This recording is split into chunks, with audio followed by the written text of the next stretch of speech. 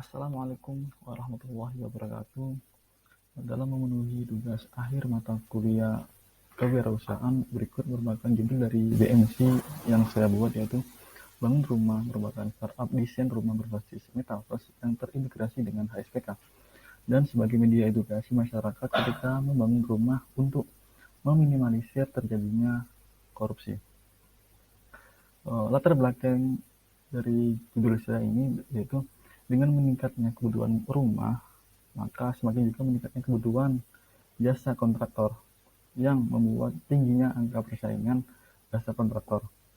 Berbagai cara dilakukan untuk menarik minat konsumen, sehingga banyak kontraktor yang memberikan pelayanan profesional, namun ada juga yang memberikan pelayanan tidak profesional, seperti lambat dan juga asal-asalan.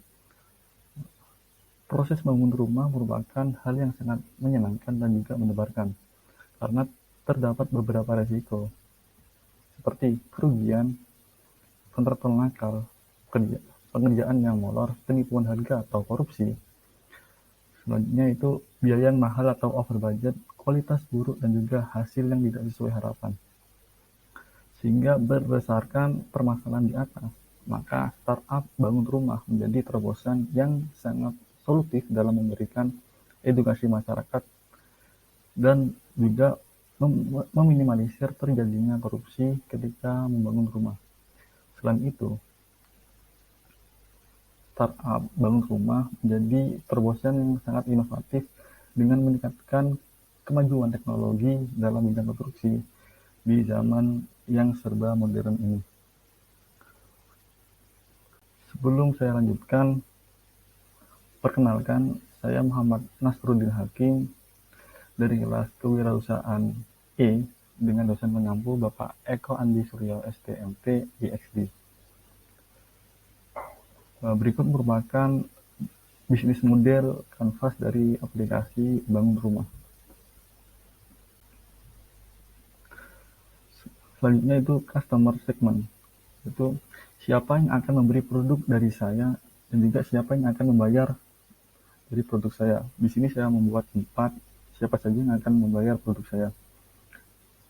Kemudian value proposition, yaitu mengapa orang harus memilih atau menggunakan produk dari saya dan juga apa keunggulan dari produk saya dibandingkan dengan kompetitor lain. Di sini saya membuat beberapa perbedaan produk dari bank rumah dibandingkan dengan produk lain seperti SketchUp, AutoCAD, dan juga Home Design 3D. Selanjutnya, channels. Bagaimana cara produk atau jasa yang saya buat ini bisa sampai ke tangan pelanggan atau ke tangan konsumen. Di sini saya membuat 5 bagaimana cara saya untuk memperkenalkan dari inovasi saya ini. Selanjutnya itu customer relationship. Bagaimana cara saya untuk terhubung dengan pelanggan. Atau bagaimana cara pelanggan agar selalu datang atau selalu berlangganan dengan jasa saya. Di sini saya membuat 3 cara bagaimana pelanggan bisa selalu terhubung dengan saya. Pertama, pemberian demo simulator. Kedua, pemberian promo. Ketiga, memberikan giveaway dalam periode tertentu. Selanjutnya, revenue stream. Itu bagaimana cara bisnis saya bisa menghasilkan uang. Di sini saya membuat 3 cara bagaimana saya menghasilkan uang dari produk ini. Selanjutnya, key activities, yaitu strategi bisnis yang saya lakukan sehingga target dari perusahaan saya dapat tercapai. Di sini saya membuat 6 cara bagaimana strategi bisnis bisa berjalan dengan sesuai target. Untuk detailnya sebagai berikut. Selanjutnya, key resources, itu sumber daya utama yang harus saya miliki dalam menjalankan bisnis ini. Di sini saya membuat 4 key resources, yaitu tim IT, dia mendesain atau dia membuat programming buat algoritma. Kedua, tim UI atau UX, itu tim yang mendesain website atau mendesain dari startup bangun rumah. Ketiga, kami juga harus butuh kantor sebagai tempat bekerja. Keempat, kita butuh media officer sebagai media promosi pengenalan produk kami ke sosial media atau ke masyarakat.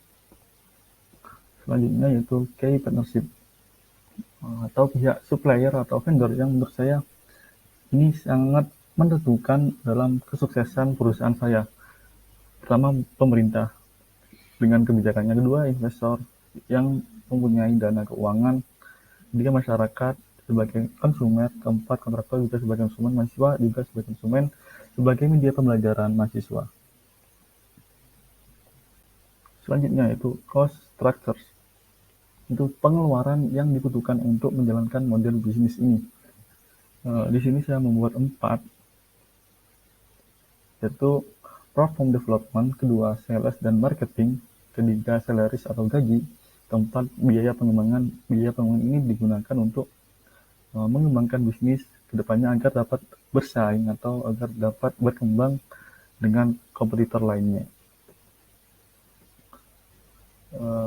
Sekian, terima kasih presentasi dari saya. Mohon maaf apabila terdapat salah kata, juga mohon maaf karena terbatasnya waktu sehingga saya dapat presentasi dengan sesingkatnya. Saya tutup. Wassalamualaikum warahmatullahi wabarakatuh.